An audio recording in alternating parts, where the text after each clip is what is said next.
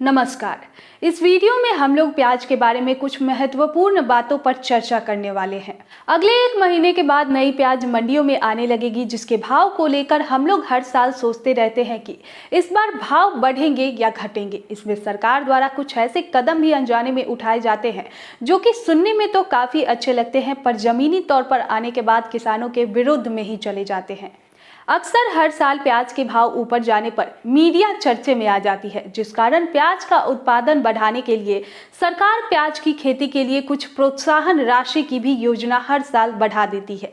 लेकिन इस प्रोत्साहन राशि में काफी ज्यादा किसानों को नुकसान होने की संभावना होती है, क्योंकि जब बिना प्रोत्साहन राशि के ही अप्रैल मई में सीजन पर प्याज के भाव लागत मूल्य से नीचे बिकने लगते हैं। ऐसे में सरकार के तरफ से खेती बढ़ाने के लिए दिए जाने वाले प्रोत्साहन राशि कहीं न कहीं किसानों को गुमराह ही करती है। किसानों को जो भी अपनी फसल को लगाते हैं, उसके बदले वो केवल और केवल अच्छा दाम मिलने की आशा ही रखते हैं। ऐसे में अगर एक तरफ से प्रोत्साहन राशि दिया जाए और दूसरी तरफ से उनको लागत से भी कम भाव खरीदा जाए, तो ये कहां तक जायज है और इससे किसानों को होने वाले फायदे क्या है। ऐसे में एक समय ऐसा आएगा कि सरकार के लाख कोशिश के बाद भी किसानों को अपनी उपज कौड़ी के भाव बेचना पड़ेगा।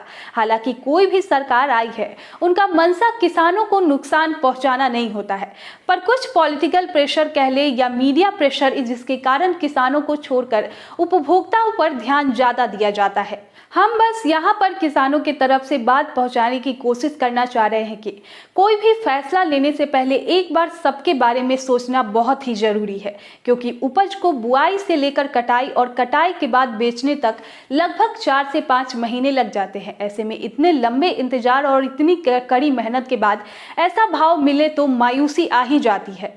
आपको बता दें कि आज से कुछ साल पहले भारत में रहने वाले लोगों में 70% लोग किसान थे, लेकिन मौजूदा आंकड़ों में यह पता चलता है कि अभी सिर्फ 50% लोग या उससे भी कम लोग ही खेती बाड़ी करते हैं।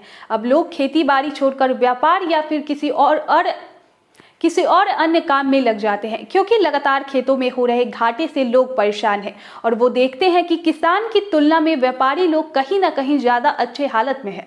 व्यापारियों की मेहनत भी किसान की तुलना में कम है। आज भी किसान गर्मी, ठंड और बारिश के दिन में रात खेतों में काम करते हैं। फसल सूख न जाए इसके लिए पैसे खर्च करके उन फसलों के लिए पानी का इंतजाम करते हैं, लेकिन जब उन फसल को लेकर किसान बाजार में पहुंचता है तो लगातार उस फसल के मूल्य में गिरावट होना शुरू हो जाता है और फिर किसान को अपना फसल मजबूरन व्यापारी के हाथों सस्ते दरों पर बेचना पड़ता है। इस तरह लगातार होने वाले घाटों से किसान कर्जदार हो जा रहे हैं। किसानों के लिए सरकार क्या सब कदम उठाए जिससे किसानों को भी फायदा हो और आम जनता को भी, इसके बारे में विशेष चर्चा अगले वीडियो में करेंगे हम लोग। तब तक के लिए बने रहे हमारे साथ।